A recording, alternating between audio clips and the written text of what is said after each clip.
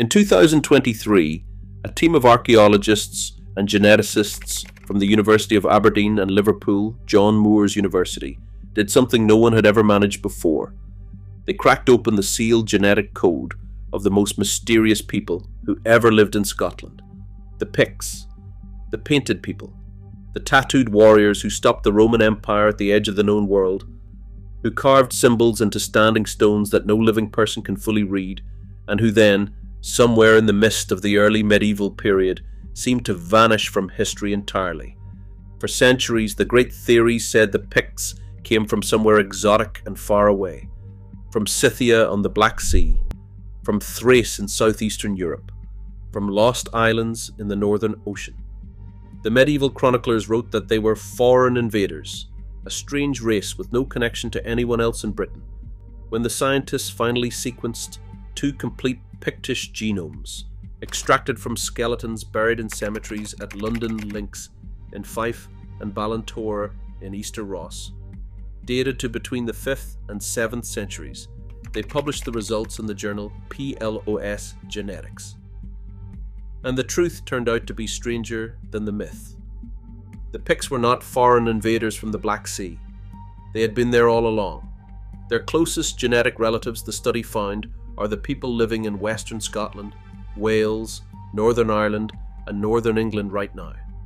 If your family is Scottish, there is a real chance that the blood of the painted people, the ones who fought off Rome and then disappeared, is still running in your veins. You were told the Picts vanished. They did not. They became you. And that is only the most recent secret to come out of Scottish DNA. Because over the last decade, the genetic history of Scotland has been completely rewritten, and almost none of it has reached the public. The story of who the Scottish actually are is not the story you were taught. It is a story of near total population replacement, of a violent takeover from the eastern steppe, of Viking bloodlines so concentrated that entire islands are still genetically Norwegian, and of an ancient people who survived everything and are still here, hidden inside the DNA of millions of people who have no idea they carry them.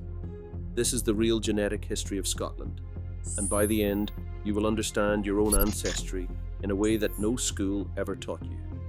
We are Celtic journals, uncovering the hidden history of Ireland, Scotland, and Wales, the buried truths, the erased identities, the secrets the textbooks left out. If Scottish blood runs in your family, this story is yours. Let's get into it. To understand who the Scottish are, you have to go back to a time when Scotland was not even habitable, when it was buried under a sheet of ice over a kilometre thick. Around 12,000 years ago, as the last ice age finally released its grip, the glaciers that had crushed Scotland under solid ice began to retreat.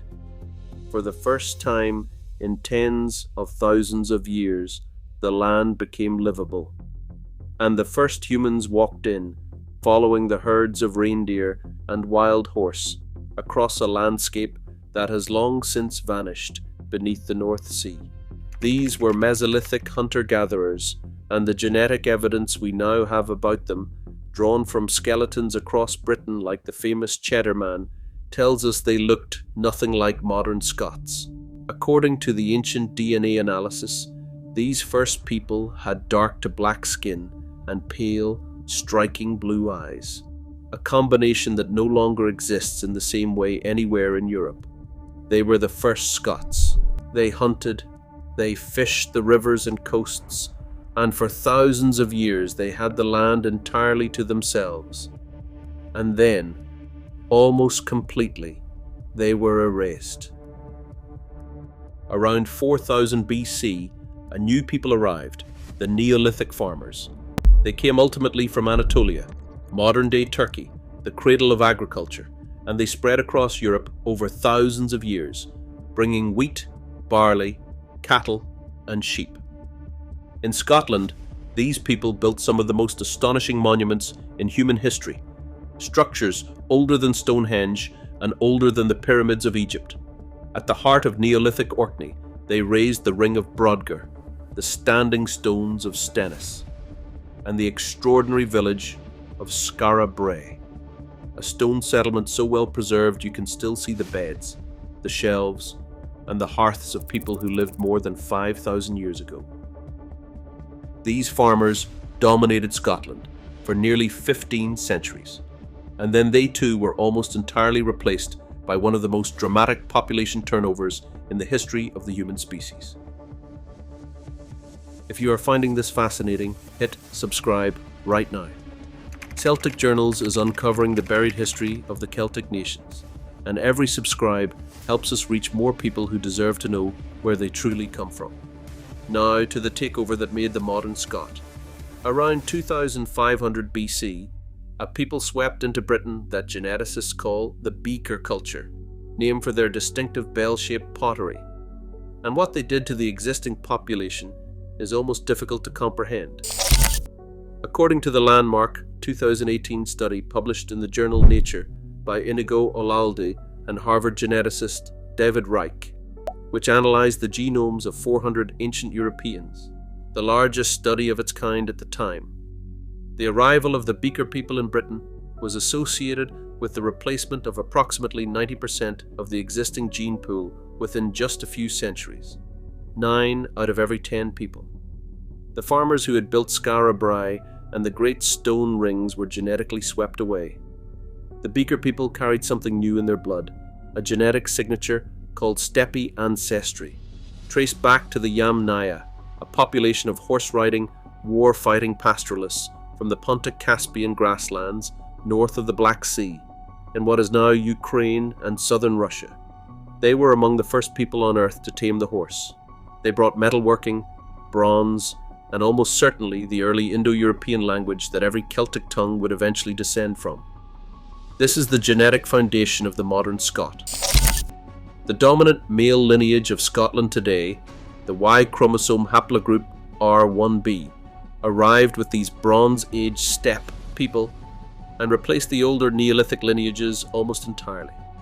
When a Scottish man takes a DNA test today and traces his direct paternal line back through the deep past, in the overwhelming majority of cases, it leads back to these horse-riding warriors from the Pontic-Caspian grasslands, 4,500 years ago. The Scots, at their genetic core, are steppe people, and almost nobody knows it. But here is where Scotland's story splits away from the rest of Britain, and this is the part that genuinely stunned the researchers. According to a major genetic study, after the Beaker takeover, the proportions of steppe ancestry and early farmer ancestry were the same across northern and southern Britain.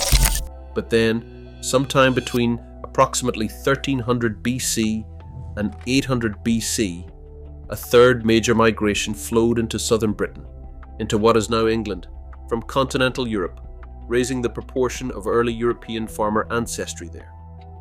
As David Reich of Harvard put it, something big happened that increased farmer ancestry in southern Britain, but not in Scotland.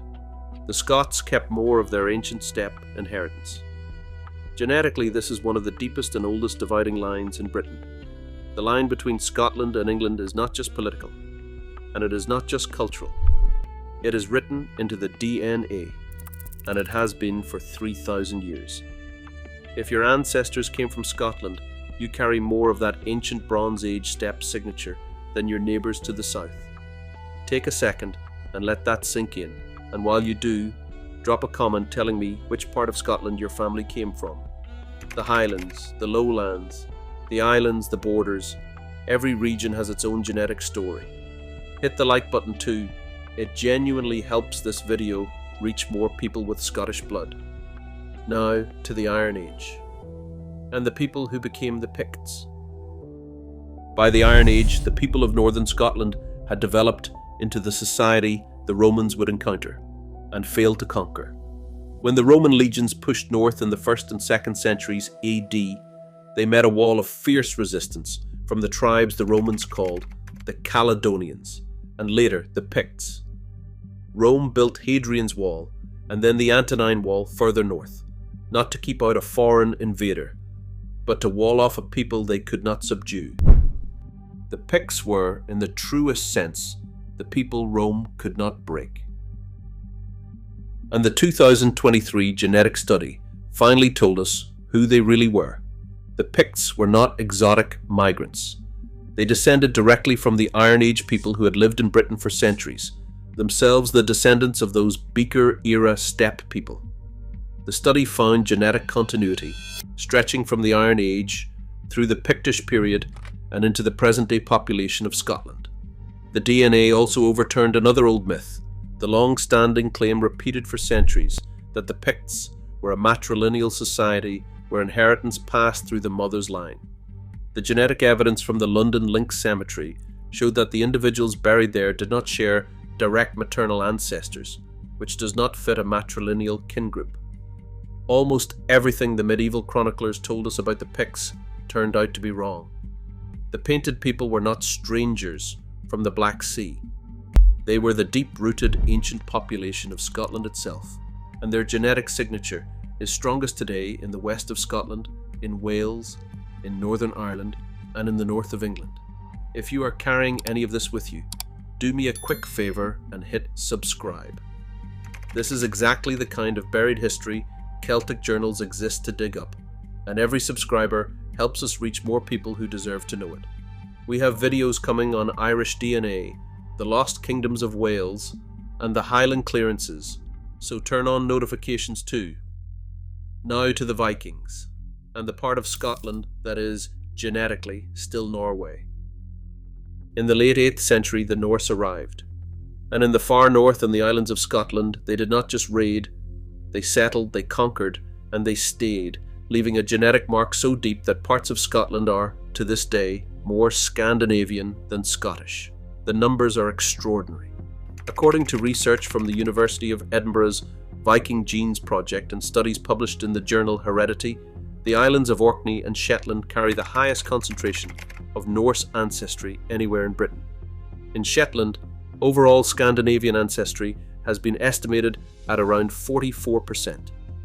In Orkney, around 25 to 30%. A 2019 study published in the Proceedings of the National Academy of Sciences found that in the northernmost Scottish populations, up to 23 to 28% of ancestry is Norwegian, and that this Norse genetic pole in the north complements a Germanic, Anglo-Saxon pole in the east of Britain and a Celtic concentration in the west. When researchers measured the male line specifically, the Scandinavian signal in the Northern Isles climbs even higher, because the Norse settlement was led disproportionately by men who took local Pictish and Gaelic wives. The Old Norse language, Norn, survived in Orkney and Shetland until the 18th century. And the genetic legacy survived even longer. It is still there, in the blood of the islanders, today. But the Viking impact was not uniform, and this is what makes Scottish DNA so distinctive. Travel from the Northern Isles down into the Hebrides on the west coast, and the Norwegian ancestry drops sharply to around 7%, with a telltale pattern. Far more Norse ancestry in the male line than the female line. Geneticists read this as evidence that the Hebrides were a frontier, where Norse men settled among and intermarried heavily with the existing Gaelic population, rather than replacing them. Move into mainland Scotland, Argyll, the southwest, the central belt, and the Norwegian signal drops to around 4%, little more than the background level across the rest of Britain. Scotland is not one genetic population. It is a mosaic, Norse in the north, Gaelic and Pictish in the west, with the deep Bronze Age steppe foundation underneath all of it, and pockets like Orkney that are genetically closer to Norway than to England. This is why Scottish DNA is genuinely one of the most distinctive and complex genetic landscapes in all of Europe. When you take a DNA test and it tells you that you are Scottish, that single word is hiding an entire buried history. It is hiding the dark-skinned, blue-eyed hunters who walked in behind the retreating ice. It is hiding the Anatolian farmers who built Skara Brae and then vanished. It is hiding the horse-riding steppe warriors from the edge of Asia who replaced 90% of the population and became the genetic core of who you are. It is hiding the Picts, the painted people who stopped Rome and then dissolved, not into extinction, but into you. And in the north, it is hiding the Vikings. whose bloodline never left. You are not who you think you are. You are older, stranger, and more remarkable than any school textbook ever told you. The people who built monuments older than the pyramids, who fought the Roman Empire to a standstill, who crossed seas in longships and oceans in coffin ships, they are not gone. They are written into your DNA, waiting to be read. And every year, as the science advances and more ancient Scottish bones give up their genetic secrets, the story gets deeper, older, and more extraordinary. Thank you for watching all the way through. If this opened your eyes to where you really come from, drop a comment and tell me your Scottish surname and the region your family came from, because others in the comments love seeing where everyone traces back to. Subscribe to Celtic Journals and turn on notifications, because we are only getting started uncovering the buried history of the Celtic nations. And share this with someone in your family who carries Scottish blood and deserves to know what it really means. The truth was never lost, it was buried. We'll see you in the next one.